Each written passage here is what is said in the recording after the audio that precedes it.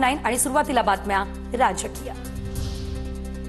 स्थानिक निवडणुकीमध्ये शक्य तिथे युती करणार, युती न झाल्यास टोकाची टीका, कठोर टीका करू नये। ठाण्यातील भाजप शिवसेनेतल्या वादावर फडणवीसांची ही प्रतिक्रिया। महायुतीत लढायचं की स्वबळावर याचा निर्णय जिल्हा पातळीवर होणार। टीका करताना युतीत असल्याचं भान ठेवा। भाजपच्या कोकण ठाणे विभागाच्या बैठकीत मुख्यमंत्री देवेंद्र फडणवीस आणि रवींद्र चव्हाण यांचे हे आदेश। स्थानिक स्वराज्य संस्थांच्या निवडणुकीसाठी भाजपची रणनीती ठरली। महाविकास आघाडीच्या स्थानिक पातळीवरील बड्या नेत्यांना भाजपची दारं खुली। इच्छुकांना पक्षात घ्या। कोकण आणि ठाणे विभागाच्या बैठकीत भाजपच्या वरिष्ठ नेत्यांचे हे आदेश। महायुती म्हणूनच लढण्याचा आमचा प्रयत्न, मात्र काही ठिकाणी मैत्रीपूर्ण लढत झाल्यास आम्ही एकमेकांना पाडणार। आगामी निवडणुकांबाबत गिरीश महाजन यांचे हे वक्तव्य।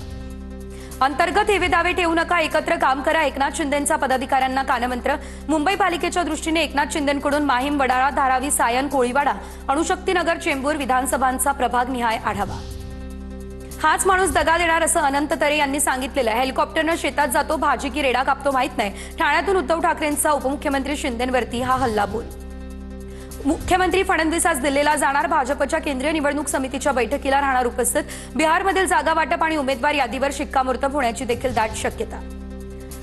आमदार संग्राम जगताप यांना पक्षाने नोटीस पाठवली। वादग्रस्त विधानांबाबत खुलासा करण्याबाबत पक्षाकडून नोटीस। प्रदेशाध्यक्ष सुनील तटकरे यांनी पाठवली ही नोटीस।